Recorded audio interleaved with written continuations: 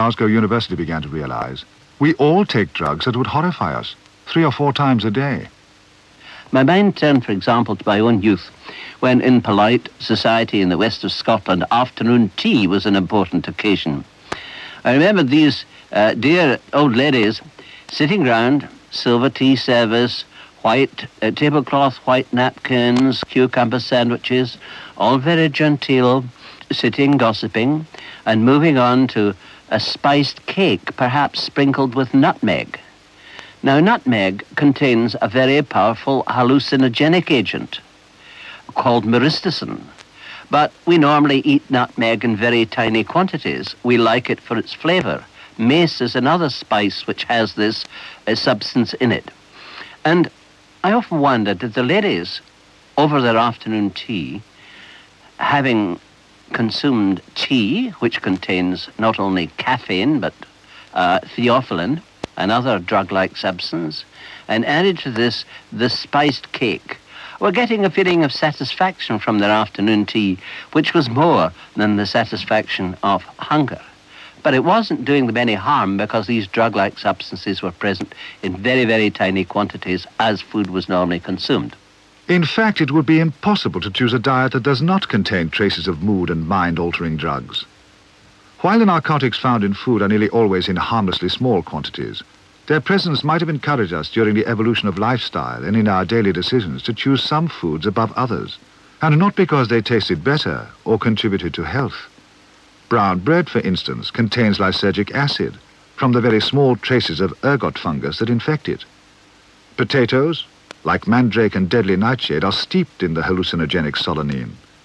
There are sedative sterols in lettuce and drugs in soft drinks, in lemons, bananas, cheese and carrots, peppers, yams and herbs, and spices. While mammals and birds seem to be free from known benders of the mind, some of the fish species we eat are less passive. One of the most interesting ones is there's a Japanese fish known as the fugu fish, F-U-G-U, which contains a substance called tetrodotoxin, which has a slight intoxicating effect. And this fish is one of the great Japanese delicacies. It has to be cooked by someone who knows exactly how to prepare it so that there's not too much of the toxin left in it, but it's served in the very best Japanese restaurants.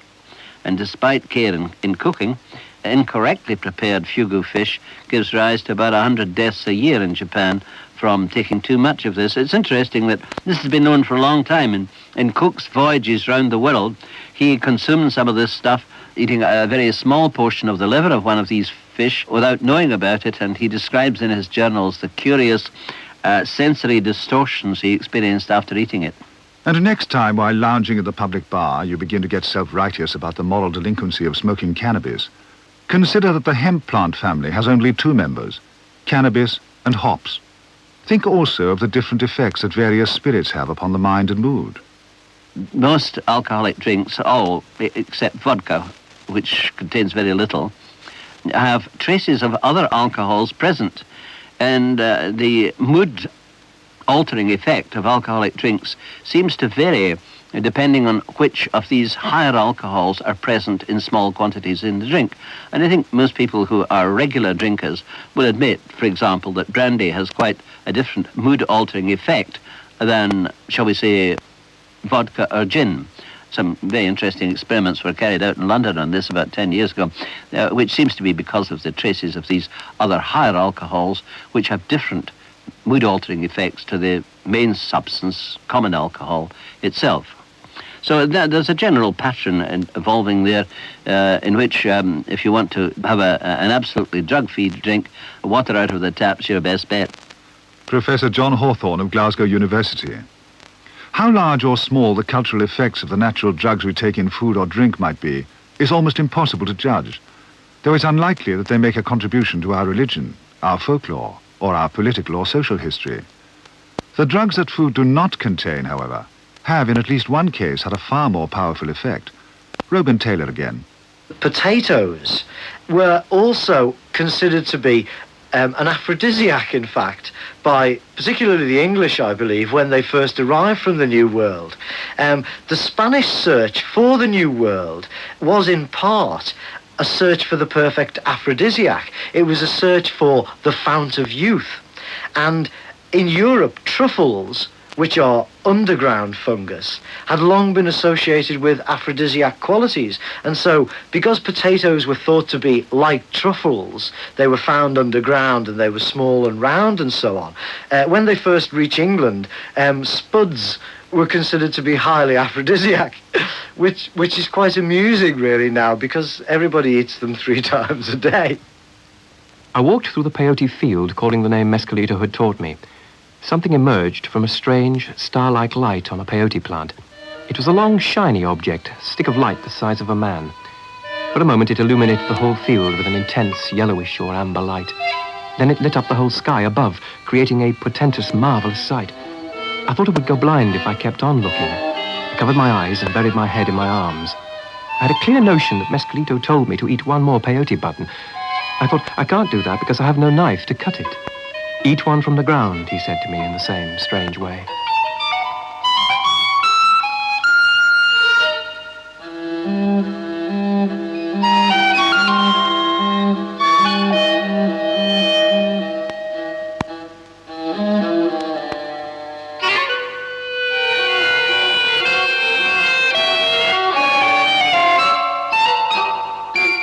What the early invaders failed to recognize or to take great account of were the very real drugs that the indigenous South American people used.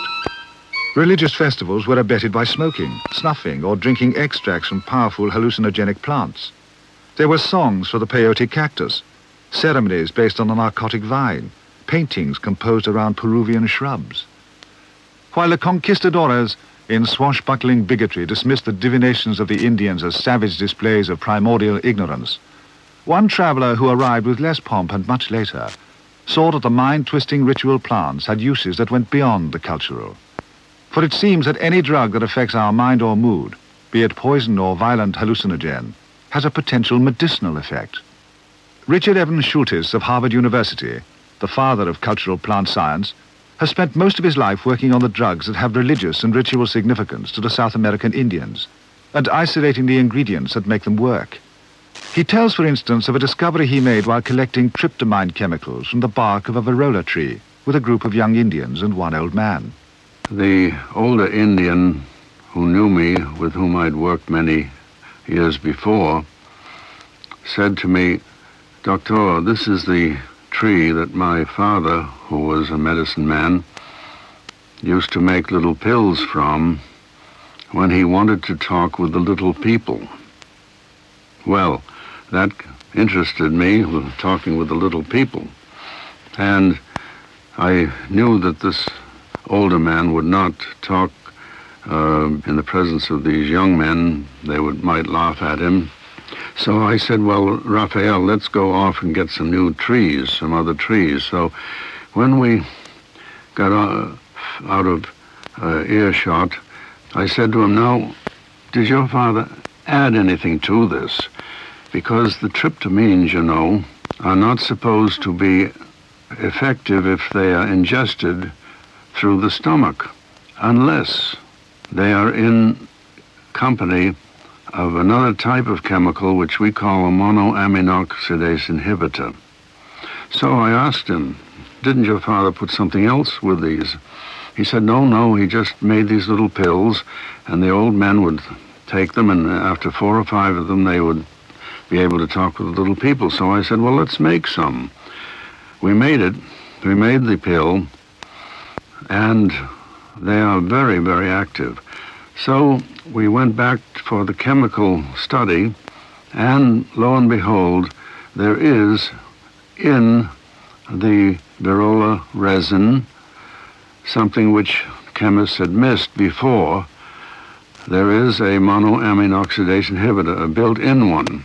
And that inhibitor, and the effects it is known to have, could find a use in the treatment of psychological diseases. Discoveries like those of Professor Schultes hint that the beneficial effects of drugs whose use is forbidden in this country are potentially huge.